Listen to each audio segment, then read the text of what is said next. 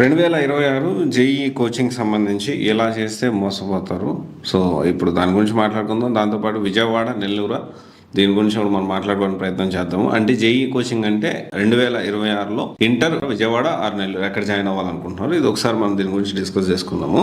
జనరల్గా మనం విజయవాడ చూసుకుంటే మనకు అన్నీ ఉన్నాయి. దాదాపు అన్ని ఢిల్లీ బేస్డ్ ఇన్స్టిట్యూట్స్ అన్ని కూడా ఫిట్జీ కానీ, బన్సాల్ కానీ, అన్ అకాడమీ, తర్వాత ఆకాష్, రెజనెన్స్, ఎల్ఎన్, గోస్లైట్స్, దాంతోపాటు అక్కడ శ్రీ చైతన్య, నారాయణ, శరత్ చంద్ర ఇలాంటి చాలా ఇన్స్టిట్యూట్స్ మన విజయవాడలో ఉన్నాయి. At the same time Nellore విషయం చూసుకుంటే Aakash, Narayana, Sri Chaitanya, doctors medical academy అంటే నీటికి సంబంధించింది. ఇలా ఇంటర్వ్యూ జేఈ అనేది చాలా మంది ఇక్కడ జనరల్ గా విజయవాడ, నెల్లూరు అని అనుకుంటా ఉంటారు. చాలా మంది గుంపులో గోవిందలా తెలిసిన వాళ్ళ పిల్లలు అక్కడ జాయిన్ అయ్యారు, వేరే వాళ్ళు అక్కడ జాయిన్ అయ్యారు కాబట్టి నేను నెల్లూరులో బ్రహ్మాండంగా ఉంటుంది, నెల్లూరులో జాయిన్ చేస్తాను.